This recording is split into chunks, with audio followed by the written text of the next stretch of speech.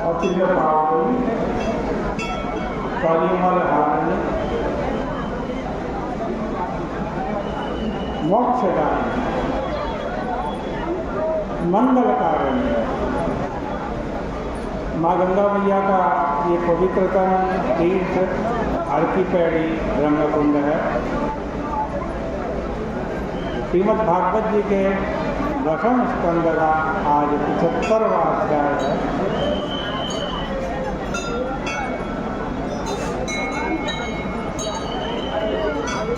युधिष्ठिर ने यज्ञ किया। यज्ञ देखकर जहाँ सब लोग प्रसन्न हुए, परीक्षित पूछ रहे हैं माँ केवल दुर्योधन को ही अप्रसन्नता क्यों? कृपा करके इसका कारण बतलाइए। सुखदेव जी कहते हैं कि परीक्षित, दुष्ट का स्वभाव ही ऐसा होता है, देख ही न सकन पराई विभूति। वो दूसरे का वैभव नहीं देख सकता। तुम्हारे दादा युधिष्ठिर का राजसूय यज्ञ बहुत बड़ा यज्ञ था।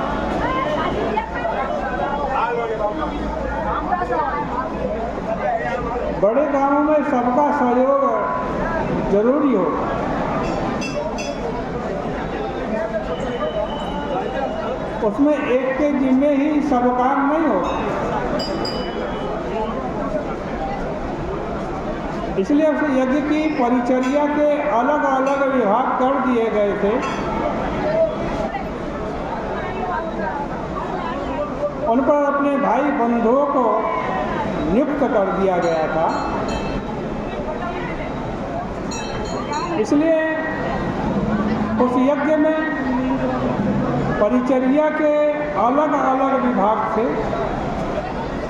भीमसेन को पाकशाला का, दुर्योधन को कोष का, सहदेव को स्वागत का, नकुल को विविध वस्तुओं के संग्रह का काम सौंप दिया। इसी तरह अर्जुन को गुरुजनों की सेवा शुश्रूषा में लगाया गया था। द्रौपदी को भोजन परोसने का काम सौंपा गया था, जिससे कि कभी कोई कमी न।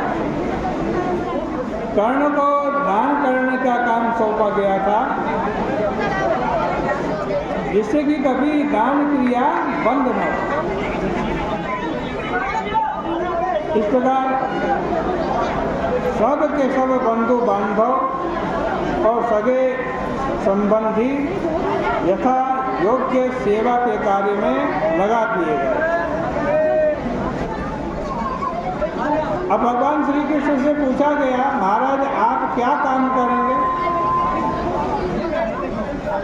तो उन्होंने कहा, मैं अतिथियों के पांव धोया करूंगा। यही काम ले लिया उन्होंने अपने जिम्मे। यहाँ देखो, भगवान ने अपने जिम्मे जो सेवा ली है वह स्वयं उन्हीं की सेवा है, क्योंकि सबके पांवों में अधिदेवता अथवा अधिष्ठात्री देवता के रूप में स्वयं आए विष्णु जी का ही वास है। अब जब यज्ञ संपन्न हो गया और अवभृत स्नान का समय आया, तब खूब गाना बजाना, नाचना नचाना हुआ। देवताओं के द्वारा पुष्प वृष्टि की गई। स्त्री पुरुष सब एक साथ अवभृत स्नान के लिए निकले। सभी स्त्री पुरुष सुगंधित पदार्थों, पुष्पहारों रंग बिरंगे वस्त्र और आभूषणों से सुसज्जित थे, लेकिन सब एक दूसरे के ऊपर किसी चीज का लेप कर दें, कोई किसी का अभिषेक कर दे। इस प्रकार विविध रसों में विहार करके चल रहे थे। देखो आजकल बाबा जी लोग जो संस्कार से शांत होते हैं वो उत्सव मनाने में बड़ा संकोच करते हैं, परंतु भागवत के इस वर्णन से विदित होता है कि राजा महाराजाओं के यहाँ जो इस प्रकार के उत्सव होते थे वे ऋषि मुनियों